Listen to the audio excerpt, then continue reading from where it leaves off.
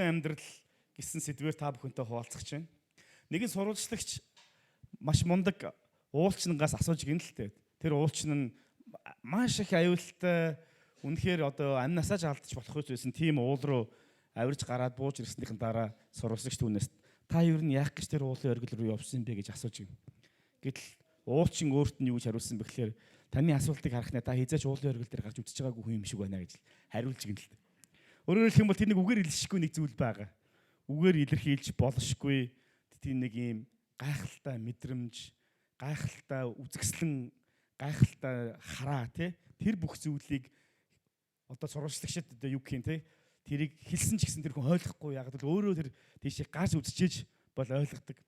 Тэгээ уулчин байна гэдэг бол тийм амаргүй юм шиг байна. Гэхдээ тэнд нэг яагаад энэ уул руу гараад идэв гэдэг нэг өөр шалтгаан тэр хүмүүсийн дотор байгаа. Би бол тийм уулчин биш л та уул руу оройроо гарах тийм дуртай бас хүмүүсийн нэг бол биш.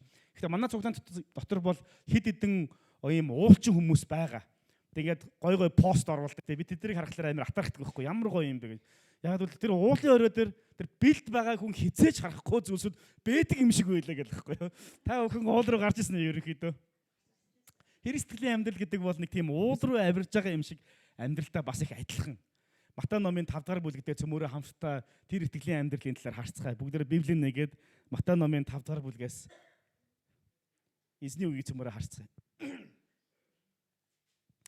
Матай 5 дугаар бүлгийн 1-2 дугаар ишлэлээр нэг ийм сонирхолтой түүх гардаг.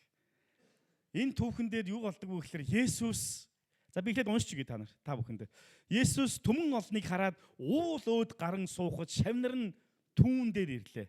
Тэр амнэн тэдэнд сургамжилж хэлэхтэй гэж хаашаа явдаг. Тэгээ энэ хэсгийг бид нар 5 дахь бүлгийг 6 дахь бүлгийг ер нь бүхэлд нь бид нар юу гэж нэрлэдэг вэ гэхээр уулан дээрх сургаал гэж нэрлэдэг. Уулан дээрх сургаал. Яг өмнө бол Есүс Христ нуурын хажуугаар тэр нам дор газар аягүй их явж лээсэн л доо.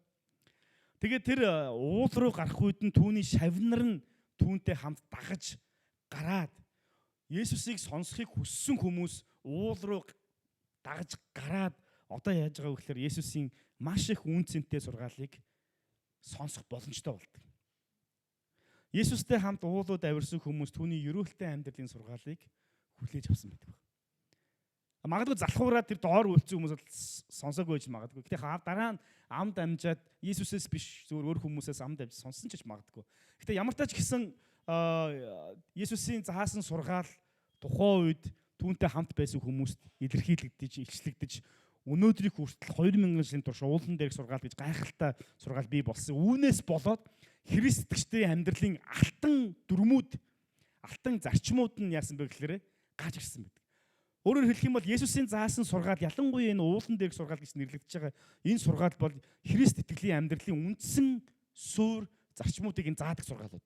Тэгээ би Христ итгэж болж байна. Би Христ итгэлийн талаар мэдъя. Христ итгэл яг юу заадаг юм бэ? Юу сургадаг юм бэ? Христчиг хүн яаж амьдрах ёстой юм бэ? Надад заагаад хэлээд өгөөч гэж байгаа бол та юун түрүүнд Матай номын 5 дахь бүлгийг, 6 дахь бүлгийг, бас 7 дахь бүлгийг унших хэрэгтэй. Эндээс Христ итгэлийн амьдралын чухал зарчмууд Христэд итгэгч хүн гэдэг нь хэн бэ гэдгийг энд заадаг. Өөрөөр хэлэх юм бол Христэд итгэгч хүн гэдэг бол ямар нэгэн ёсыг гүйцэлдүүлэхээс илүүтэйгээр Христийн сургаалыг дагдаг хүнийг хэлдэг. Гэтэл тэр Христийн сургаал хаана байгаа вэ гэхээр яг тэнцээ гүн гүнзгийгээр оршиж байдаг байх. Өнөөдөр энэ дурдсан 5 чухал зарчмыг та бүхэнтэй хуваалцмаар байна. Ерөөлтэй амьдралын 5 чухал зарчмын талаар цөмөрөө хамт энэчнээс харцгаая. Эхний ишлэл бид нар түрүүн уншсан. 1-2 дугаар ишлэл. Бүгд хамтдаа дахиад харцгаая. Есүс түмэн олныг хараад уул өөд гарan суухад шавнар нь түүн дээр ирлээ.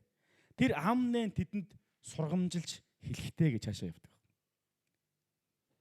Христ итгэлийн амьдрал гэдэг бол нэг тийм аясаараа, зөнгөөрөө, урсгалаараа амьддаг амьдралыг ерөөсөө хэлдэг.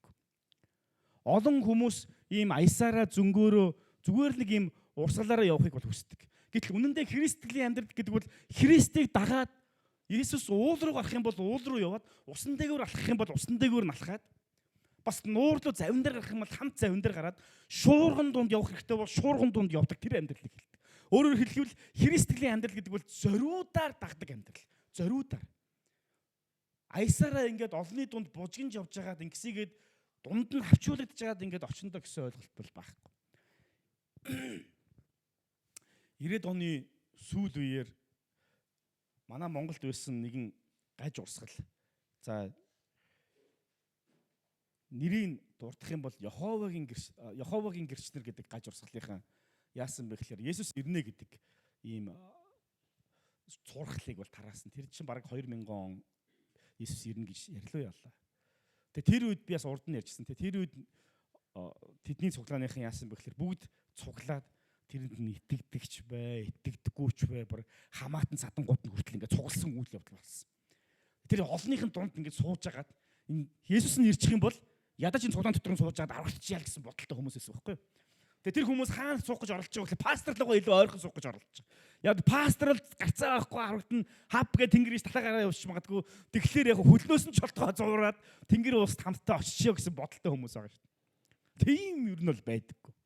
Өөрөөр хэлэх юм бол Христ итгэлийн амьдрал гэдэг бол бөөн дундаа урсгалаараа тэгж байгаа дунд нь хавчуулагдаж байгаад ингэж тэгж байгаад ингээд нэг явчандаа гэсэн ойлголт юуцсан байхгүй.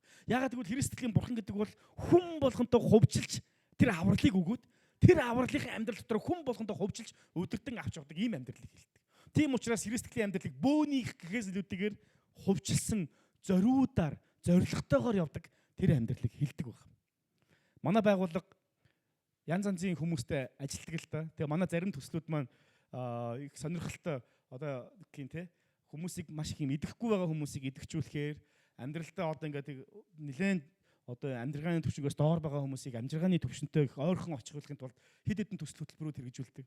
Тэгээд зарим ажилтнуудаасаа ингээд сонсчихсан чинь ийм хүртэл тохиол гарч ирсэн гэж байна. Манай нэг ийм нэртэй ийм хөтөлбөр байдаг. Тэр нь ямар төгсөлтийн аргачлал гэдэг хөтөлбөр байдаг байхгүй. 3 жил хэсэг бүлэг айлуудыг сонгож аваад 3 жил тэр айлуудтайгаа ажиллаад тэр айлуудынхаа хүмүүсийг урамшуулаад, зоригжуулаад, оюун санаанд нь бас тодорхой хэмжээний одоо яг гэнтэй тэр өөрчлөлтийг бий болгох сургалтуудад хамруулад. За тэгээд тэрнийхэн дараа яадаг вэ гэхээр нөгөө нэг юуны мэрэгжлийн чиг баримжаа олгох сургалтуудад хамруулад. Тэгээд тэндээс маш олон ойдолчид гарч ирдэг. Маш олон одоо юу гэх юм гахнуурчид, маш олон ийм жижиг дунд бизнес эрхлэгчнэр за магадгүй бичил бизнес эрхлэгчнэр тэмцээс гарч эхэлдэг. Тэгээд тэгснээр өөрийн гэсэн орлоготой болоод орлоготой болоод хүнтэй урамшин штэ тий. Тэгээд урамшаад амьдрал нь сайжирж байгааг харахаар хүн тэрийг дахиж авахын төлөө дахиж тэмцээд ингээ амьдралын төлөө тэмцэж байгаад 3 жилийн дараа тэр хүмүүс өөртөө тодорхой хэмжээнд нийгмийн оролцоо сайтай бас амьдралын төлөөх тэмцэлтэй дотоод хандлага болоод гадаах амьдралын хэм маяг нь өөрчлөгдсөн. Тэгээд гэр бүлүүд нь хамтдаа амьдралын төлөө тэмцдэг тийм гэр бүл болохын төлөө зорж ажилтдаг байхгүй юу. Тэгээд манай ажилтнууд яг хөглөө нөгөө айлууд руугаа ингээд тогтмол очино, юу болж ийн хийн, тэнцээ байгаа хүүхэд багчуудынх нь эрхэн зөрчигдөж гин үү, ямар байна, дулаан хувцастай байна уу, үлсэж гин үү, цангаж гин үү, жингийн дутагдалд орж гин үү, эсвэл юу гэдгийг сүүлийн 24 цагт, сүүлийн 7 хоногт хэрдээ удаа хоол идсэн бэ гэд нөгөө хүүхдийнх нь болоод гэр бүлийнх нь сайн сайхны төлөө ингээд хяналтыг тодорхой хэмжээнд хийгээ явдаг. Тэгсэн чинь зарим хүмүүс үлдээ нэг жил хэрдээ явсныхан дараа зугатааж ийн гинэ. Би зүгээр өөрийнхөө ингээ ядуу амьдарч идэх үү гэд. Нөгөө манай хүмүүс очихлаа яаж ин та яагаад энэ сургалтанд орохгүй байна? Энэ сургалтандаа суу. Та яагаад хүүхдээ ингэхгүй байна? Та одоо ингэх ёстой. Та яагаад эрүүл бус хооллолт идээд байна? Хүүхдүүдтэй бити чипс авч өгөөдөө, бити газтай ундагаар хүүхдүүдэд хооллоод те. Хүүхдтэй илүү одоо юу гэх амин дэмтэй хоол өг. Та нар жоохон мөнгө олсон юундаа зарцуулсан? Тийм юмд наад чи хэрэггүй юм зарцуулсан байна. Одоо та ийм юм зарцуулах хэрэгтэй. Эргэлтийн хөрөнгийг авч үлдэх хэрэгтэй. Та 7 хоног өнөөдөр энэ 7 хоног хэдэн удаа ажилласан?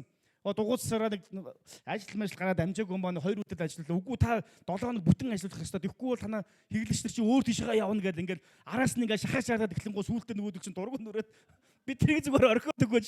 Бид нар өөрсдөө зүгээр амьдраад ихгүй гэж гуйж байгаа. Тийм үрдэл охиолоод гарсан байдаг. Христ итгэлийн сүмийн амьдрал гэдэг бас яг тийм байдаг. Эсийн бүлийнх нь ахлагчны уцтаа цуглаандаа явсан уу, Библийг уншсан уу, залбирсан уу гэл те. За одоо энэний төлөө залбираараа. За одоо ингээрээ. За тэгэр одоо цаан чи илгээлт болох гэж шүү. Илгээлт нь манай эсийн бүлийнхэн явна шүү. Ахлагчаа би зүгээр өөрөөрөө амьдрээд өгөх гэж хэлмээр тиймэрхүү зүйлсүүд бас тохиолж байгаа. Манай эсийн бүлийнхэн бүгдээрээ хамтдаа Библийг уншицгаая. Энэ хэсгээр чимээгүй цагаа хийцгээе. Одоо ингэцгээе. Одоо хэдүүлээ нийж байгаа тэр нь тусалчи. Одоо хэдүүлээ цуглаан болох гэж багасаа өдөр юм чи хэдүүлээ очиод цуглаандаа цэвэрлж өчтөр манай үүс эсийн бүлгийнхээ ирээд цэвэрлэгээ хийсэнд маш их баярлалаа. Тийм учраас өнөөдөр бид нар ерөөсө засвар хийгээгүй юм шиг те цэвэрхэн сууж байгаа. Яг коридор мотор байгаа л да. Гэхдээ тэрийг эс тооцох юм бол те ундуу сундуу байдлыг эс тооцох юм бол маш цэвэрхэн байдал суух боломжтой болж байгаа. Тэрний өмнөх 7 хоногт чуулганыхан маань нэг нэгээрээ хоёр хоёроо ирээд зарим нэг зүйлсүүдийг зөөгөөд Зарим хүмүүс нуруугаа татдаг юм зөөлсөн пастраа гэдгийгсэн. Тэгэж ирсэн хүмүүс бас байгаа. Яагаад? Цалин авч байгаа юм уу? Үгүй. Яагаад тэр бүгдийг хийж байгаа юм? Гэртээ магадгүй хагас өдөр сайхан дулаахан удаа ойр дулаахан болж эхэлж байна. Хүүхдүүдээ аваад агаарт гараад сайхан зугаалж байгаа дийдэ гэж бодож байгаа хүмүүс тэр дотор зөндөл байсан л байж таарна шүү дээ. Эсвэл юу гэдгийг гэртээ нэг сайхан амар идэ гэж 7 хоног жингээ ажиллаж жагаад одоо л нэг сайхан амар идэ нуруугаа амраа идэ гэж бодож байгаа хүмүүс тэр дотор байсан л байгаа шүү дээ. Яагаад ирсэн? Яагаад гэвэл нөгөө нэг өдөртөгч нь эсвэл найс нөхөр нэтгэлийн ах дүүс нь чангааж байгаач би бинийгаа хамтаа очиад цөмөрөө үйлчлэцгээе, хамтаа зэгцгээе, хамтаа ингэцгээе. Өнөөдөр бид нар сард нэг удаа хамт хоолны нөхөрлөл хийдэг. Тэр нөхөрлөл маань болж байгаа. Манай эсийн бүлгүүдээс минь бас яаж өнөөдөр хоолыг хийж байгаа. Яах гэж? Цагаан сар болж байгаа чинь би өөрийнх нь бууцыг хиймээр нь штэ. Тэр нөгөө Библийн сургаал нь зарчим нь бие биентэйгээ хайраар нөхөрлөн гэж хэлсэн штэ энэ жил. Цөмөрөө эсийн бүлэг дотроо нөхөрлөцгөө, эсийн бүлэг хоорондоо нөхөрлөцгөө, бас чуулганаараа нөхөрлөцгөө. Байнгын яадаг вэ гэхээр Христэл биднийг яг зан чанар, хандлага, амьдралын хэм маяг, үйлдэл, үг хэлээрээ айгүй олон зүйлсээр биднийг байнга ингэж шаргууцалдаг. Одоо чи энэ үгээ засчих, одоо чи энэ зан чанараа засчих, ингэх чинь би туслая. Чи өөрт байгаа Германд байгаа жоохон зүйлсээс хуваалцчих. Тэгээ би чамайг буцаагаад ивэн. Зүгээр өгч байгаа чи хүлээж намайг хар. Гүй бурхан минь энийг чи би өөр юм зарцуулахаар бэлдсэн байгаамаа. Гүй чи надад итгэхгүй байгаа юм уу? Чи жоохон над хүндээ тусалж л та.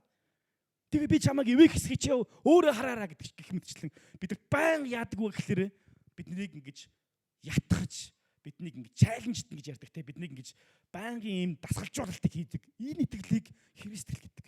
Тэрнээсээ зүгээр дур зургаараа амьдарч байгаа 7 хоногт нэг удаа хаяад Крисмас баяраар нэг эсвэл амилсан баяраар нэг те зуны кемпээр ирдэг нэг юм 3 ийм гурвал бурхан гэдэг шиг те 3 ийм тогтсон өдөр ирдэг ийм амьдралыг Христлийн амьдрал яадаг вэ гэхээр наадах чинь болж байна те ирэхгүй байснаас дээр болж байна. Гэхдээ одоо дахиад 4 удаа ирдэг бол ямар вэ?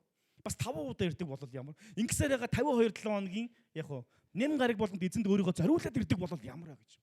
Мэдээч эрэг бүтэнсэн өдөр ирэхэд хүний итгэлийн амьдралыг мундаг супер болгодгүй ч гэсэн энэ ирэлт нь биднийг зориултанд бий болгож зориулт нь бидний итгэлийн амьдралыг яг өсгөж өгдөг.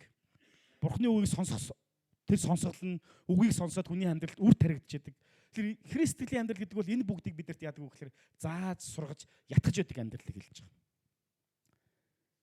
Зүв зүгээр сууж агаад хүн ингээл алсын хараандаа хүрээл, амжилтанд хүрээл, карьер нь өсөөл, сайн сайхан болоол зүв зүгээр байж байгаа л тэнцээ ингээл юмнууд нь бий болж удаг гэсэн тийм ойлголт юусаа байхгүй шүү дээ. Бидний амжилт, бидний амьдралд мэрэгчлэрээ хөөж байгаа карьер, магадгүй бидний дараагийн боловсрал, магадгүй бидний дараагийн амьдралын өөр нэг хэв маяг, бидний айгүй олон зүйлсүүд тэр толгодын өрөө дээр байж удаг. Өөрөөр хэлбэл бид түүний төлөө тэмцэх хэрэгтэй байдаг. Явах хэрэгтэй. Өнгөрсөн 7 хоногт манай чойж дахлагч номлож ирсэн тийм ээ. Йошуагийн үеийнхэн гарч ирээд Йошуа үеийнхэн одоо бурхны амлсан газар хинд амлсан бэлээ? Авраамд. Йошуад ч биш. Бөөр эцэг хүүхдийнх нь бурхан эцэг хүүхд нь болох Авраамд амлсан амлалт нь явсаар байгаад Авраам, Исаак, Яаков гэж явсаар байгаад Израилийн ард түмэнд ирээд өөрийнх нь өдөрдөгч болох Мосегоор дамжуулаад Египтийн боочлоос гаргасан тэр нэг үйл явдал нь одоо яаж байгаа вэ гэхээр Йошуагаар дамжуулаад Канаан газар руу ороход тэр цэг дээр ирдэг. Хин ч урд нь явж байгаагүй. Мосеч явж байгаагүй, Авраам ч явж байгаагүй, Исаак ч явж байгаагүй. Эдгээр Йошуа Мосегийн 2 дахь дараагийнх нь үе байсан ч гэсэн бас Мосеч тэр ингээд явж байгаагүй. Тийм л газар нутг руу орох гэж байгаа. Энэ тэдний карьер, энэ тэдний очих ёстой газар, энэ тэдний зорилго, алсын хараа зорилтууд нь тэр Канаан газарт байсан. Тийш орохын тулд яалаа тэд хизээж гаталж байгаагүй тэр Йордан галыг үертэй байх үед нь гатлах хэрэгтэй болсон шүү дээ. Та бүхэн санаж байгаа бах. Цүл 40 жил тэнүүжилж уснаас хол байсан ард түмэн одоо үертэй голыг гатлаад цаана талд нь байгаа дайснуудтайгаа тулалтахаар голын эрэг зогсож байгаа энэ үе. Бидний хүсэж байгаа тэр амьдрал, зориод байгаа тэр зориг, алсын хараа, бидний амьдралд хүрэх гээд байгаа тэр цэгүүд зүгээр нэг доор байдаг. Удирдлагын номнууд, амжилт янз янзын амжилтын менежментийн номнууд дээр тэр зорилго руугаа зүгээр чаргаар гулгад очиорой гэсэн номнууд байхгүй шүү дээ, тийм ээ. Байнга тэмцдэг, урагшилдаг, алхахдаг, өгсдөг. Мэдээч хэрэг босох, унах, уруудах, дээшлэх олон энэ нюансууд хүний амьдралд байдаг ч гэсэн алстаа бид нар тийшээ тэмүүлэн очдөг болохоос ш. Чарган дээр суугаад хүүхдүүд цасны уруу гулгаад инээж жагаад очдөг тийм амьдрал байдаг. Христлийн амьдрал ч гэсэн тэр. Бид нар юунд уриалдаг вэ гэхээр Есүстэй хамт зориудаар уулын өрөөдөө очоод түүний заасан сургаалыг сонсоод тэрнээс ирэх амийг амьдралын үнд цэнийг хүлээн аваасаа гэж хүсдэг. Тийм учраас христлийн амьдрал гэдэг бол зориудаар, зоригтойгоор, зориулт гаргаад зоригтойгоор гэхэлэр ардын реклам шиг болох гээд байна те жоохон ард санхүүгийн групп шиг. Тэгтэл үнэн. Үнэхээр зориод ингэж явдаг энэ амьдралыг хэлдэг.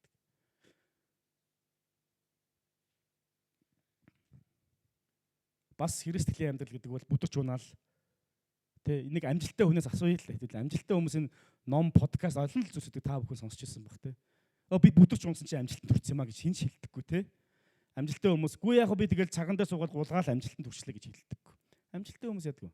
Би үүний төлөө би ингэж хөдөлмөрсөн гэдгээ аюу их ярьдаг. Христлийн амьдрал ч гэсэн бид Христтэй хамт байгаад Христ хэрэг уул руу гарвал уул руу яваад буувал хамт буугаад усан дээгүүр алхвал нааша ир гэж байгаа. Тэр дүүнд нь итгээд бид нар итгэлээрээ тэр усны өр алхах амьдрал хэлдэг. Энэ биднээс зориг, зориулалт тэр бүгдийг биднээс шаарддаг байна. Таны амьдрал гарах ёстой цэг, оших ёстой чиглэл. Бурхан танд өгсөн тэр алсын гараа. Тэр зориг, тэмүүлэл, хүсэл тэмүүлэл, зүрхэнд чинь байдаг тэр нэг ачаа. Тэр зүйл байгаа юу? Эсвэл зүгээр л маргааш амьд байх нь таны зориг биш үсттэй. Ялангуяа манай чуулганыхны зориг бол тийм биш гэж бодож байгаа. Бид бол алсыг харж Бурхан бидэнд өгсөн тэр зорилгын төлөө өөртөө зориулаад явдаг хүмүүс. Энэ нь үнэгүй орж ирдэггүй. Христтэй хамт явж байгаа хүн бол цагламаагаа өөрөөд намайг дагах гэж хэлсэн. Тийм ч учраас эзэн Есүс Христ хэлэхдээ юу гэсэн бэлээ? Хэрв та нар байшин барих гэж байгаа бол эхлээ суугаад надад байгаа мөнгө, материал маань бас миний хүч чадал, эрүүл мэнд, талант, миний авьяас энэ бүхэн маань энэ зүйлийг дуусгахад хангалттай байна гэдгээ тооцоорой гэж хэлдэг. Өөрөөр хэлбэл Бурхан тийм зүгээр л нүдэн балаад чихэн дүлий явж байгаад ингээд инста дунд нь явж байгаад нэг юм болонгот би амжилт гаргалаа гэдэг тийм ийм логикээр ажилладаг Бурхан биш ээ. Эхлэл номын 1-р бүлгийн 26 дугаар эшлэлээр Бурхан өөрийнхөө дүр төрхийн дагуу хүнийг бүтээгээд далайн цагаас огторгон шууд мал адгуусыг захирч ажил гэж хэлдэг. Түүнийхэн төлөө явах ёстой, зориулах. Тэгээ яаж ажилдаг вэ гэдгийг нь эзэн Есүс Христэд дамжуулж харуулдаг. Филиппо номын 2 дугаар бүлгээр юу гэдэг вүлээ? Зүгээр нэг тансаглаа суугаад байхыг энэ зүйлийг өөртөө байх зүйл гэж үзэхгүйгээр хүний биеийг олоод даруухан болоод хүн төрлөختний төлөө өөрийнхөө амийг хүртэл зориулсан гэж хэлдэг. Есүсийн тэр зориулалт нь маш олон мянган километрийн алхалт, үлсгэлэн, хоосон, доромжлол, тохуурхал, эцэстээ загламаа өхлийг хүртэл түүнд авчирсан шүү дээ. Энэ бол зориулалт. Амжилтанд Бурханы танд өгсөн тэр алсын харанд хүрэхэд бол та өөрийгөө зориулах ёстой. Сурах хэрэгтэй гэсэн үг. Хөдөлмөрлөх хэрэгтэй гэсэн үг.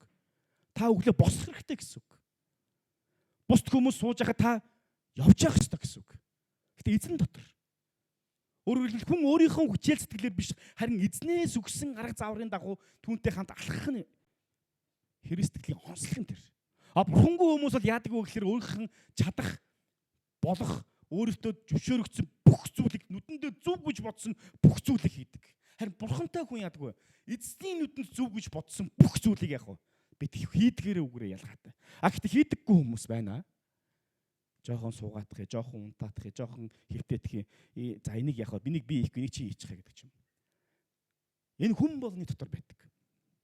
Хэсэг бүдэг хүмүүс биш, хүн болгоны дотор. Харин бид түүнийгээ ялан дийлээд Христтэй хамт алхаад урагшаа алхаж тэр Бурханы бидэнд өгсөн тэр харааны төлөө алхна гэдэг бол энэ чухал зүйл.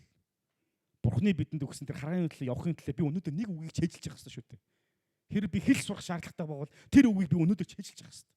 За яг хөө маргааш биш. Өнөөдөр Бурхан таны амьдралд өгсөн тэр карьерийн төлөө явж байгаа бол та өнөөдөр хүмүүс 8 цаг ажиллаж байхад ядаж та 8 цаг 30 минут ажиллах хэрэгтэй болно. 9 цаг. Тэгжээс та илүү их туршлагыг авах. Тэгжээс та илүү их хөдөлмөрлөн, тэгжээс та илүү их яах вэ? Олон зүйлсүүдийг өөр юм болгож авч чаддаг. Тэгэхдээ энэ нь Христтэй хамт байснаар яах вэ? Бурханы бидэнд өгсөн тэр хараанд хүрэхэд боломжийг бидэнд олгодог. Христчдэр залхуурж хоошоо суудаг хүмүүс байж болохгүй. Бид Бурханаас өгсөн зорилгын төлөө уулууд явж хүсээ гаргах ёстой бол явах ёстой. Тэр үнийг төлөх ёстой. Зүгээр сууж ашиг олох гэж оролдож байгаа бол Бурхан үүнд дурггүй. Тийм учраас тийм боолыг юу гэсэн бэл итгэмжгүй боол гэж хэлдэг. Өөрт байгаа боломжийг ашиглаагүй, өөрт байгаа боломжоо эргэлдүүлээгүй. Бурхан бүхэл бүтэн нэг талантыг өгсөөр байсан атал яах вэ? Булаад хайждаг. Айсан, ядарсан, муу санаа гаргасан, залхуурсан. Харин Христ итгэгчнэр бол яах вэ?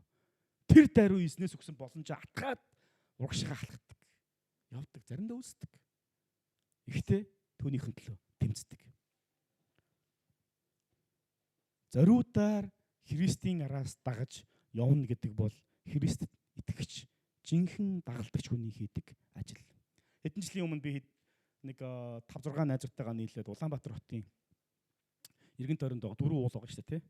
Ийшээ Баянзүрх, Сонгинархан, хойшоо Чингэлтэй тэгээ урагшаа богдвол 4 уулынхаа оргил руу гарч залбирья гэж бид нэр амар тэр чи одоо хэдэн жилийн өмнө мэдээгүй. Амар тийм гал халуун сэтгэлээр ярьсан. Тэгээ дараа нь харамссан л та ер нь бол эхнийхээс нь гарч ирсэн. Тэгээ би ямар санаа гаргасан бол хэдүүлээ эхлээд хамгийн намнаас нь гарч эхлэе. Тэр нь Чингэлтэй болохгүй хойтлох арай амархан бараг хажууд нь шахуу маш очсон. Тэгээд тэр чи яг дүн өвлийн үтнэр шүү дээ. 1 сард ч үлээ 12 сард ч үлээ амар хөтөв. Тэгэл эхнийх бол гоё байсан. Яагаад гэх юм бол машинтай хажууд нь гарч очичоод тэгээ залбирж байгаа учраас. Дээр гараад нэг цаг хэртэ залбираад. Маш их залбираад үнэхээр гоё байсан. Хоёр дахь уул нь Баянзүрх уул байсан. Баянзүрх уул руу машинтай бол бид нар уртлаасаа гарсан учраас ердөөсөн машинтай жоохон тал хүртэл нь яваал тэрнээс дэше алах хэрэгтэй болсон. Тэгээ яг тэр үедээ би харамс шилж яах гэж би ингэж хэлээ вэ? Яах гэж би явъя гэж хэлээ вэ? Тэгээд ингээд бид нар чинь нэг бүгдээ зэрэг алахгүй шүү дээ. Нэг арай хүчтэй нь ингээд жоохон урд нь төрүүлээд алхаал ингээд цуураал явж байгаа. Би тэр тэг дунд тавьцаал явж байсан санагдаад байна. Тэгээ ингээд хүмүүсийг харсан чинь бүгдээрээ л ядарсан болох уу гэж хэлчихвэл бараг болчмаар гэдэг байгаа байхгүй юу? Цараймарыг нарах нэ. Тэгвэл хинч тэгж хэлэхгүй байгаа даа. Хоёр дахь уулна шүү дээ. Бид нар зорьсоор байгаад гарсан. Ямар их баяр хөөргийг тэр үед авсан бэ. Дараа нь сонгон дайрах уул. За тэр бол үнэхээр хамгийн чанган байсан. Тийм амархан байгаагүй. Замдаа мэдхгүй бараг хоноод очсон уу юу? Арайч хонох нь хайшин. Тэгтэл амар хэцүү байсан. Таны амьдрал, итгэлийн амьдралаар бурхантай ингээд хамт явхад явах ёстой.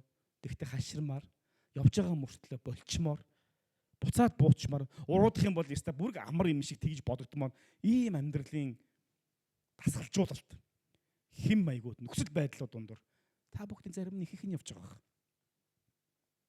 Өөртөө тохирсон тэр нэг давааг өгөөнүүдийг давах гад явж байгаа. Таны явж байгаа даваа таны явж байгаа зориг дотор эзэн чинь байна уу? Явж байгаа орой дээр гарсан чи эзэн байхгүй хайцсан доор үлдсэн тий. Наад чинь биш штэ төвшөө буугаад ирээ гэх. Инглих байсан байхгүй юу да гэх үйтэй тий. Аста бурхан минь би итгэж байна л гэсэн чи. Үгүй чи надад итгэж чи өөртөө биш гэж. Итгэлийн амьдралаар явхад бид бурхан хаашаа явж байгаа вэ? Тэр нь өндөр уул байсан ч гэсэн хамт явах нь их чухал байдаг. Зүгээр эндээсээ залбирчээ. Бурхан хаасаагүй байгаа юм чинь биднийг сонсон шүү дээ гэж. Хэлмээр үед ч гэсэн бидэрт байсан. Гэтэл бид матсаар байсан. Бүгд чимээгүй. Нэг нэгнийгээ уралдтал уралдчихмаар үе байсан ч гэсэн ядаж чимээгүй байгаад за бид зорсон зэрэгт өрөх хэрэгтэй гэж. Гайхалтай цаг байсан. Та бүхэн эсийн бүлгээр уулан дээр гарах залбирлыг хийгээд үзээрэй. Манай уулан дээр гардаг хүмүүс өндөө байна. Тэ манай нараа гिच байна. За манай нараа гिच бол хэдэн мянган алхалтуудыг хийдэг. Бүр клубын гишүүн. Эсийн бүлгээр хамтдаа уулан дээр залбираад үзээрэй. Бүр амар өндөр биш юм ахиж жижигчг уулан дээр. Үнэхээр гайхалтай цагуд байх болно эсийн бүлгээр хамтдаа нөхөрлөхөд. Яагаад хүмүүс Есүстэй хамт уулууд гарсан бэ? Яагаад хүмүүс Есүстэй хамт юу н уулууд гардгийг? Матай 5 дахь бүлэгтэр Есүстэй хамт яагаад тэд доор нууран дээр загсаа барихгүйгээр Есүсийг дагаад уул руу явсан бэ? Яагаад гэвэл тэдний амьдрал үнцэнтэй болж исэн учраас. Есүсийн заасан сургаал нь тэдний амьдралыг утга учиртай болгож исэн учраас. Тэд нар Есүсийн сургаалыг сонссныхаа дараа юламжийн их баяр хөөргийг авч исэн учраас. Бас түүний заасан сургаалууд нь үнэхээр гайхалтай байсан. Уучлал, өршөөл, гэрэл ба давс, бусдыг өрөөх, тэгээ бурхнаар өрөөгдөх, мөнх амийг авах, өрөөлийн амьдрал, гим нүгэлтэй амьдрал чинь 4 үеэр харагдчихсан бол бурханд итгээд өрөөлийн амьдралаар явах бол мянган үеэ өрөөгддөг гэх мэтчлэн үнэхээр их үн цэнийг өгсөн, баяр хөөргийг өгсөн, утга учирыг өгсөн тийм номлолуудыг Есүс өөрийнхөө шавнартаа өгдөг байсан. Тийм учраас хүмүүс хэдийгээр өөрийнхөө ажлын тэр доор байсан ч гэсэн Есүстэй хамт уул руу яваад тэрийг үн цэнийг өгж байгаа, баяр хөөргийг өгж байгаа, амьдралыг нэг юм гоё өөх чүмэг идсэн юм шиг дүүрэн болгож байгаа. тэр сургаалыг сонсож амьдралаа үнцэнтэй болгохын тулд явдаг байсан. Хэдийгээр явах зав нь бартаатай боловч тэр өндөр оргилыг хараад өдөр бүр мацсан явна гэж дуушиг Есүсийн дагалдагч нар явсаар байсан. Тэр бидний сул дорой байдлыг үүрч хамтдаа бас ахлагдаг байгаа. Есүс өөрийнхөө сургаалыг сонсгож дагж байгаа хүмүүсийг харж агаад ядарсныг нь яадаг вөхлөр үүрч задарсныг нь жоохон дарж өөртөө хамт байж өөртөө алхавладаг. Нэгэн хүн нөгөө 9 дээгүүр явсан сургаалыг бас ярьжсэн те. Түүхийг ярьжсэн те. Би тэр түүхийг сонсоод их гайхалт урам авч ирсэн ба. Нээрэнгээс тэр далайн эргийн илсээр явж исэн 2 мөр байжгаад яг зарим хэсгээр 1 мөр болоо зарим хэсгээр нь 2 болцсон. Тэгээд нэг мөр болцсон байсан хэсгийг хараад хүү яан чи би ганцаараа өстө намайг зовж явах үед л бурхан байхгүй байсан юм биш гэж хэлэхэд бурхан уучлаарай наад мөр чи минийх шүү гэж хэлж ирсэнтэй адилхан. Зовх үед амьдрал даа дэвшгүй бэрхшээл тулгарх үед тэр бүхнийг эзэн биднийг нуруунд дээрээ өврөөд тэнхээ өгөөд заа жоохон амарчих. Заа жоохон тайвширчих. Зүгээр заримдаа яалагддгийн, ядардгийн. Гэтэ зүгээр жоохон тайвширчих. Амар миний оршихуу тайвшир. Тэгээ тэнхээ орох үед нь за одоо дахиад алгаад үзье. Дахиад яваад үзье гэж хэлдэг. Харин тэр чигтээ суусан хүмүүс яадаг вэ гэхээр ялагдчихэдэг. Одоо болиё. Одоо дуслаа. Одоо хангалттай гэж бодох үедээ бид тэр үед харин яах вэ? Ялагдлыг хүлээдэг. Өөрөөр хэлбэл ялагч нар нь ядарсан унсан хүмүүс биш, харин ядарсан ч, унсан ч, бүдэрсэн ч босч алхаж байгаа хүмүүсийг хэлж байгаа шүү дээ. Та Христийн дотор ядарч болно, унж болно. Гэхдээ босоод цаашаага түүнтэй хамт дахин алхна гэдэг бол энэ бол жинхэнэ яах вэ? Ялалт байдаг. Есүс бидний амьдралыг хүчрхжүүлдэг, хамгаалдаг. Бидний амьдралыг урам зориг өгдөг. Яг л бүх нүглийг минь ор мөргүүгээр уучлсан Есүс Христийн загалмай ажил шиг. Завхаарж байгаа баригдсан эмэгтэйг Есүс өмгөөлдөг шиг. Энэ дэлхийн өгч чадахгүй тэр амар амгалан би та нарт өгье гэж эзний хэлсэн тэр сургаал шиг. Бас та нарыг би зүгээр загасчд биш харин хүмүүсийн загасчин болгоё гэж тэдний авиас чадварыг нь улам илүү өндөр түвшинд гаргасан шиг. Тэр өөртөө цаг гаргаж алхаж байгаа хүмүүсийн амьдралыг өөрчилж утга учиртай үнцэнтэй болгож хүчрхжүүлдэг бурхан юм аа. Та итгэж байна уу? Амен. Амен. Та Есүстэй хамт тэр өндөр оргилөөд явахыг хүсэж байна уу? Есүсийн утсан тэр ганцаараа гарсан тэр уул руу та хамтдаа гарахыг хүсэж байна уу? Хэдэн жилийн өмнө манай намайг нөгөө Сингапур сурж байгаа захирал маань нэг өдөр дуудсан.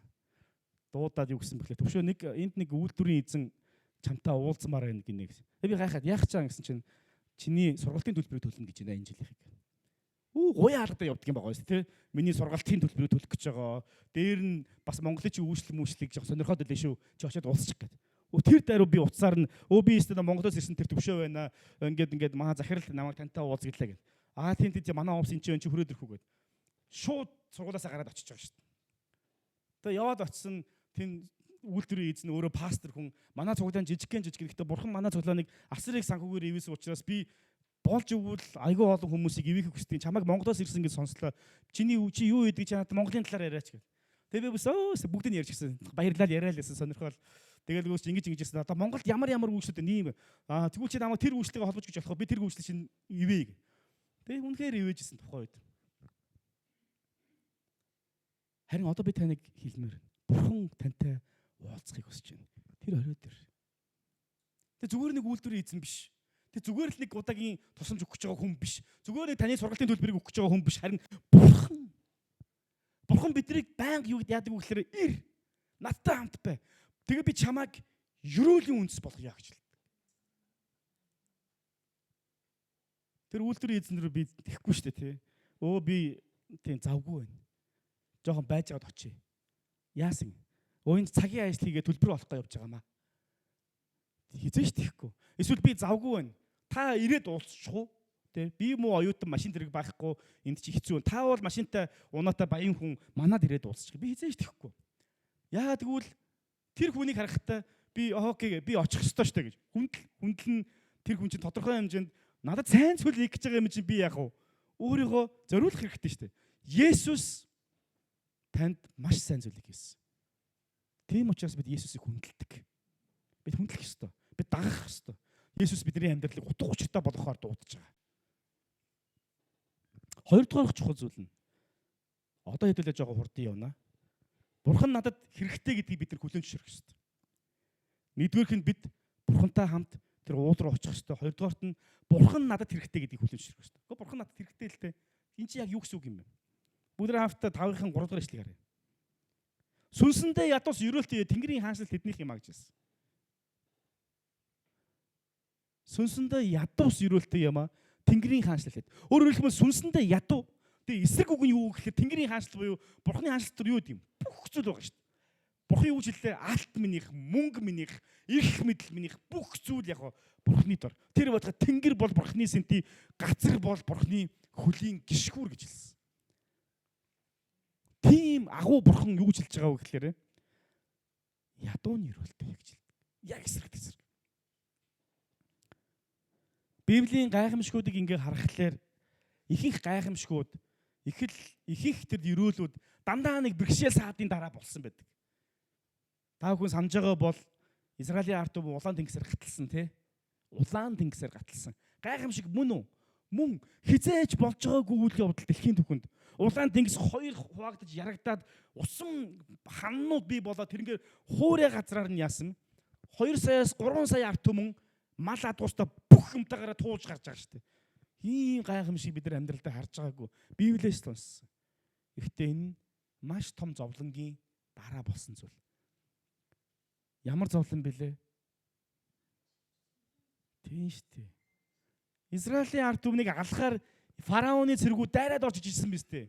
Цааталт нь тэнгис, наадталт нь Египтийн хааны цэргүүд, морь цэргүүд хадны дунд хавчуулагдсан халууны зулдаг шиг ингээл дуустдаг юм байдаг нөхцөл байдал донд Бурхан яалаа гайхамшиг хийсэн. Ийшээж гарах боломжгүй, тийшээж гарах боломжгүй ийм зовлонтой нөхцөл донд айдас түгшүүр дунд эзний гайхамшиг орж ирсэн. Израилийн ард түмэн нэг удаа талх эцээрээ чэйжэнд хорсоод яасан бэлээ. Бурхан минь махидия гэд. Тэр үед нь Бурхан бүтэн шуух өгдөг штеп. Бас л нэг зовлонгийн дараа Бурханы гайхамшиг болж байгаа. Хаднаас цэвэр ус гарч ирдэг. Харангат үхдэгийн даваан дээр Бурхан Мосегоор дамжуулаад хаднаас цэвэр ус гарч ирдэг.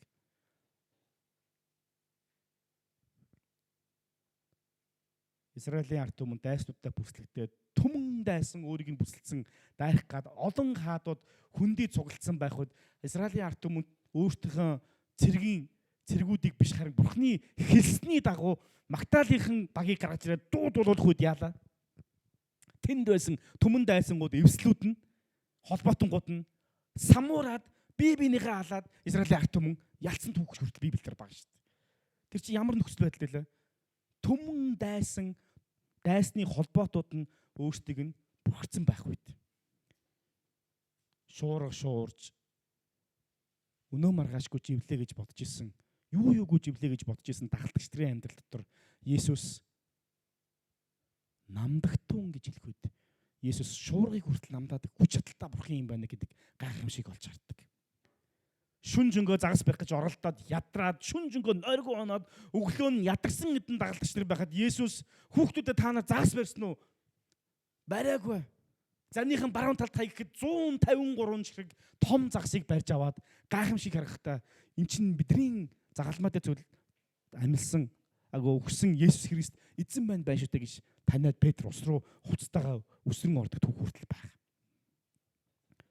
Хүн төрлөختөн өөрийнхөө гим нүглийн асуудлыг шийдэж чадахгүйгээс болоод бүгд там руугаа явах гад зогсож байхад нь Есүсийн загалмаа дээрх ажил гайхамшиг бий болгож хүн Бурханаас ирэх ерөөлийг мянган үеийнхэн туршид авах боломжийг өгсөн энэ гайхамшиг бас байна.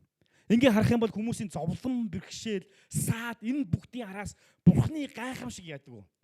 Бий болчихдог. Олон тохиолдолд бид нар харин түүнийг тэгж харддаггүй. Өөрөөр хэлбэл зовлон бэрхшээлийг харах үед энэ Бурханы гал хүрдлэх сайхан нөхцөл байна гэхээс илүүтэйгээр ямар зовлонтой юм бэ? Бурхан хааччва.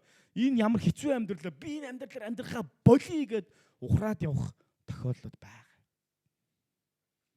Бурхан танд хэрэгтэй. Хэрв таны амьдралд хэцүү бэрхшээл өнөөдөр энэ дурдгдсан шиг энээс ч гадна зовлон бэрхшээлүүд танд байгаа бол Бурхан танд хэрэгтэй гэдгийг хүлээн зөвшөөрөх хэрэгтэй. Таны амьдралд асуудал байна уу? Тэгвэл баярл. Яагаад? Бурханы гайхамшиг таны амьдралд ойрхон байна гэсэн үг шүү дээ. Бурханы гайхамшиг ойрхон байна. Энэ яг л фитнесийн дасгалтай адилхан. Зовх үед булчин маань өвдөх үед тэнцээ ямах уу? Ямар нэгэн өөрчлөлт, өргөжлөлт, тэлэлт чадвар тэнцээ яаж сууж байгаа. Эмч хүн, өвчтөе хүнд хэрэгтэй байдгийн адил Бурханы гайхамшиг бидний амьдрал бэрхшээл саад толгоход юунаас илүү их хэрэгтэй байдагтай адилхан. Зовлон бэрхшээл толгоход Бурхан минь надтай ойрхон байгаач. Та надад хэрэгтэй байна гэдгийг бид нэр хүлээн зөвшөөрөх хэрэгтэй. Хүн хизээ өөрийгөө өвчтөе гэдгийг хүлээн зөвшөөрнө. Тэр үед эмнэлэг рүү явдаг. Таны амьдралд асуудал бэрхшээл байгаа бол тийм бол та Бурхан танд хэрэгтэй гэдгийг хүлээн зөвшөөрж Бурхан руу, Бурханы уул руу явах уу? Очих хэрэгтэй байна. 3 дугаарт нь өөрийнхөө алдагдал, шарах, зовлон донд Бурханы хайрыг хүлээн зөвшөөрж түүнд зүрхээ нээх. 5 дахь бүлгийн 4 дугаар эшлэлийг харъя. Гашуудагсад ерөөлтөй. Тэд тайвширлыг авах болно гэж. Гашуудагсад. Гарц, хохирол, гашуудал. Ямар сонин удахгүй ерөөлөө гэж. Лук номын 15 дахь бүлгээс харах юм бол нэгэн хүү эцгээсээ хөрөнгөө аваад яваад эцгийнхээ өгсөн хөрөнгийг бүгдийг нь хэрэгэлдэг. Тэгээ эцэгтэйгээ очих үед эцэг нь түүнийг хүлээж авдаг. Гэхдээ тэр хооронд ямар боддод болдог вүлээ таагүй санаж байна уу? Бодлууд нь ийм болдог. Библиэлд маш тодорхой. Би эцэгтэй очих юм бол эцэг минь намайг хүлээж авах болов. Яагаад гэвэл би эцгийнхээ эсрэг, Тэнгэрийн эсрэг нүгэл үлдсэн хүн шүү дээ. Бурхны эцгийнхээ бүх хөрөнгийг би өрн таран хийгээд дууссан. Тийм л нүгэлтэй хүн. Игтэл би одоо хоолон, хоосон, үлэн зэлмэн, өмс хуцж байхгүй. Гахааны хоолыг идэх гэж хичээвч тэр нь ч олдохгүй ийм байдал байна. Манай харин эцгийн маань зарснаар хідэн хоолгүй, хідэн хувцгүй байгаа бай. Тийм юм байхгүй. Яг энэ үед хэрэг бид байсан бол яг ийм нөхцөл байдал байсан бол тэр хүүг таныг аав нь эцэг нь хүлээж авч найр хийж тарган баруу нидалч хувцсыг сольж гарт нь эрх мэдлийн бөгж зүүж буцаахад өв залгамжлагч болгож гэр бүлдээ хүлээж аавна гэдгийг төсөөлж чадах уу? Ийм бодол дээр байгаа хүн. Хэрэг таны амьдрал хамгийн хэцүү мөч таныг Бурхан өөд эргүүлж чадвал тэр таны хамгийн хэцүү мөчийг хамгийн гайхалтай мөч болгож чадна. Олон тохиолдолд хүмүүсийн амьдралд байгаа тэр гашуудал мэж зовлонгууд нь хүнийг Бурханаас холдуулж чаддаг. Гүцээ чадахгүй юм байна, болохгүй юм байна. Би энэ хүртэл тэслэе гэж. Гэтэл бидний амьдралд байгаа тэр гашуудал зовлон тэр бэрхшээлүүд уул нь биднийг Бурхан руу маань чиглүүлэх ёстой байхгүй. Тэгэх юм бол бидний гашуудлаа дүүрэн байсан зүйлс маань харин Бурхан дотор гайхамшиг болон өөрчлөгдөх боломжтой. Асуудал бэрхшээл биднийг Бурхан руу чиглүүлдэг болохоос ш буг руу чиглүүлэх ёсгүй. Маш олон хүмүүс чуулганаас явсан шалтгаан нь энэ байдаг. Энийг гуйсан өгсөнгүү би ийм хэцүү байна би одоо явлаа гэж. Харин ч биднийг Бурхан руугаа залбируулж, Бурхан руугаа ойртуулж, Бурхан дотор Бурханы гайхамшиг ямар байдгийг харж, эцсийн мөч хүртэл Бурхан ямар ажил хийдгийг төвчээртэйгээр Бурхан дотор хүлээж харахыг итгэлийн амьдрал гэж байгаа. Энэ зовлон чинь биднийг Бурхан руу чиглүүлэх ёстой болохоос ш итгэлээс минь холдуулах ёсгүй юм байна. Дөрөвдүгüрт нь өөрт байгаа зүйлдээ сэтгэл хангалуун байж Бурханы дүлгөөн байдлаар амьдрах уу гэж. 5 дахь бүлгийн 5 дахь эшлэгийг харах юм бол дүлгөөнчүүд ерөөлтөй тэд дэлхийг өвлөн авах болно гэж хэлсэн. Сонирхолтой. Дэлхийг өвлөн авна дүлгөөн гэдэг хоёр зүйл хоорондоо ямар холбоотой вэ? Гашуудсан хүн ерөөлтөө тайвширлыг авах болно ойлгож байна. Эн чинь яг л нэг эсрэг тесрэг үгнүүд ийм байсан бол ийм болно. Гэтэл дэлхийг өвлөн авах гэдэг тэр нэг өв хөрөнгөний талаар ярьсан хэрнээ нөгөө талд нь дүлгөөн байдлын талаар яг гэж хэлсэн байна. Энэ дүлгөөн гэдэг үг нь праус гэсэн үг. Праус. Грекээр праус гэж хэлдэг. Энэ праус гэдэг үгний цаад утга учир нь ямар утга учиртай вэ гэхээр ийм хүчтэй боловч даруухан зөөлөн хяналттай гэсэн санааг илэрхийлж байна. Праус гэдэг нь. Яг ерөнхийдөө бол номхон даруй гэсэн санаа л да шууд орчуулах юм бол. Гэтэл цаана энэ үгийг хэлсний дараа хүмүүс ямар ойлгомж бодгоо гэхээр бүр ийм жишээгээр тайлбарладаг. Энэ бол номхорсон морьтой адилхан. Номхорсон морио би номхормооргүй байна. Би бол мустанг те. Би бол дургаараа амьдрмаар байна. Гэтэл үгүй. Номхорсон морь гэдэг санааны цааталт ямар юм байдаг вэ гэхээр номхорсон морийн хүч байхгүй болсныг үгүй. Хүч нь байгаа.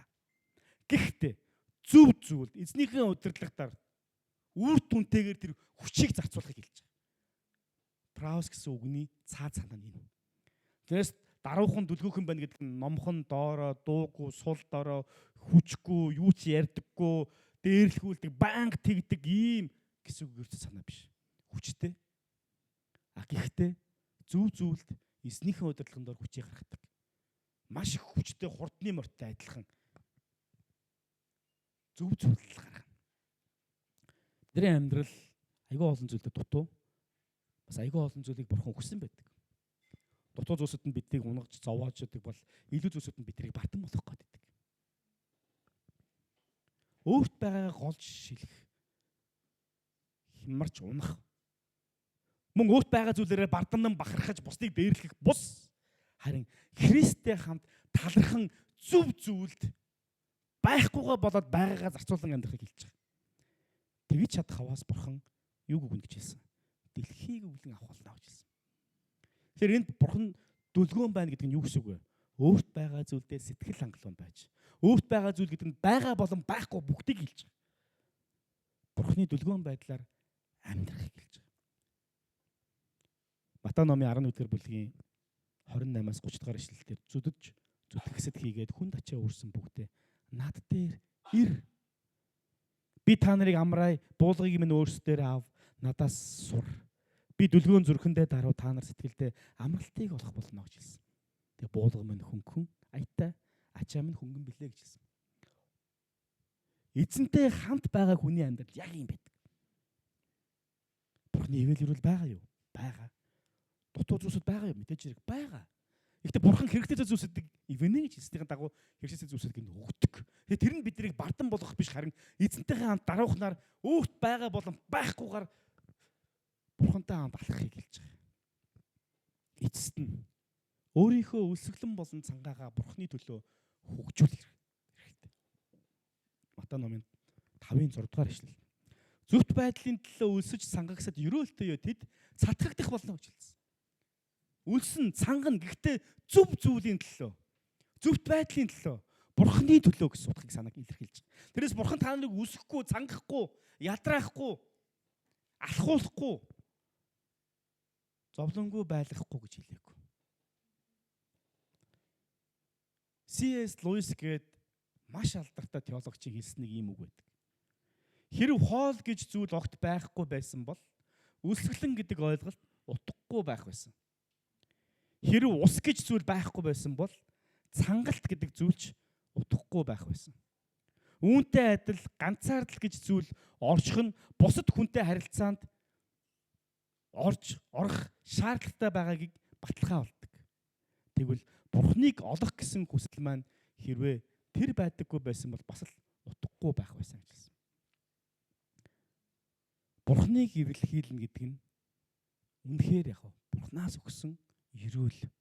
Альва зүйл баахгүй байна гэдэг нь түүнийгээ бид зөв зүйлийн зарцуулах юм бол энэ бурхнаас ирсэн ерөөл. Ах トゥ ус минь таны амьдралд үлсгэлэн цангаа бэрхшээл сад байна уу? Эн чинь танд бурхан байгаа гэдгийн баталгаа. Өөрөөр хэлбэл таны амьдрал хэрэг хоосон зүйл, дутуу зүйл байгаа бол бурхан байна. Тэр бурхан руу хандаарай. Бурхан энэ бүх зүйлийг чинь дүүргэж өгөх, үйлчлэх боломжтой бурхан. Таны амьдралд чи асуудал байгаа бол бурхан руу хар. Бурхан таны амьдралыг зэгсэлж чадна. Хэрэв бидний амьдралд ямар нэгэн зүйл байхгүй байгаа бол тэр байгаа зүйл рүү бид нар хандах ёстой. Тэр бол бурхан. Яг бол бурхан бүх зүйлийн их үндэс учраас. Өнөөдөр бол сайхан боломж. Яагаад гэвэл бид бүгдээрээ зовлонтой байгаа гэж бодож байна. Бидэрт бүгдээрэнд нь дүнсэж байгаа цангаж байгаа талбар байгаа бах. Бидэрт бүгдээрэнд нь л зовлон бэрхшээлүүд байгаа бах. Альва хоосон байдал зовлон бэрхшээлийн дараа бурхан өөрийнх нь гайхамшиг хүний амьдралд хийдэг. Гагцгүй бидрээс их ёстой зүйл нь юу вэ? Есүстэй хамт тэр уул руу алхах нь шүү дээ. Есүстэй хамт байх. Тийм учраас надтай хамт байж, надаас суралцаж, нэг буулганд орж, нэгдмэл нэг бай гэж хэлсэн шүү дээ эзэн. Христтэй хамт алхаж өөрсдийнхөө асуудлыг боломж болгон цөмөрөө эргүүлцгээе гэж та бүдийг уриалмаар. Яаков номын 4-р бүлгийн 8-р эшлэлээр бурханд ойрт тэр чамд ойртох болно гэж хэлсэн. Тэр чамд ойртох болно. Бид бурхан руу ойртох үед бурхан бид рүү яах вэ? Ойртож идэг. Бид бурхан руу нэг алхахад бурхан бид рүү хоёр алхаж байдаг. Өөрөөр хэлбэл бурхан бидрийг хүлээж байгаа. Таны амьдрал асуудал байна уу? Ямар гайхалтай боломж вэ? Энэ бүгдийг цөмөрөө боломж болгоод бурхан руу ойртцоо гэж та бүдийг уриалмаар байна. Амен. Хамтдаа сургаалын төгсгөлд эзэн рүү хандаа залбирая. Эзэн минь, миний амьдралд ийм асуудлууд байна. Магдалины багийнхныг урьж байна. Ийм асуудлууд байна. Бурхан минь, та үнэхээр энэ асуудал донд биднийг өөрлөгөө ойртуулаач. Намайг бүх орхиоч. Надтай хамт байгаач. Энэ асуудлыг минь харин боломж болгож та өөрчилж өгөөч. Энэ зүйл минь хоосон байна. Харин би таны ард хүргэхийг хүсэж байна. Энэ зүйл дээр би өвдөж байна. Гэхдээ би танаар эдгээгдэхийг хүсэж байна. Ийм аюул занал хил надад байна. Гэхдээ та миний хамгаалалт байгаа шийдсэн мөрөө их эзэн рүү хандаа залбирцгаая. Хамтдаа хийсний өмнө ирээд зүрх сэтгэлээ даруухан болгоод зүрхэндээ дүлгөөн байж бурхан руу хандцгаая. Эзэн минь, би таны ариун уул руу очие. Таны ариун уул руу, таны оршихуй руу бид ирэхдээ бурхан би тантай хамт байж, тантай хамт алхаж, та миний бурхан, би таны хонин сүрэг мэт танаас алхамж холдолгүй таныг дагаж явахыг хүсэж байна эзэн. Амьдралд байгаа асуудлуудаа би таны өмнө өргөж байна эзэн. Та ойртооч. Та ойртооч эзэн. Шархалсан зүрхнүүдийг та эдгэж өгөөч. Унсан байгаа өвдгнүүдийг их эзэн минь та хөшрөгжүүлж өгөөч. Өө эзэн минь, та ойртооч. Халелуя эзэн. Таны ариун оршихуйд бид таны өмнө өвдөгсөгдөж байна эзэн. Даруугаар бид өөрсдөө таны өмнө авчирч байна. Бидний хоосон байдлыг хараач. Бидний хуу гашуг хараач. Сэтгэлбэн байгаа хүнд ачаануудыг та хараач. Тантай хамт байж танаас суралцаж их эзэн минь, танаар өдөрдүүлэхийг хүсэж байна. Халелуя эзэн. Халелуя эзэн. Хамтдаа эсийн хугацаанд эзний өмнө дор бүрээ цагийг гаргацгаая.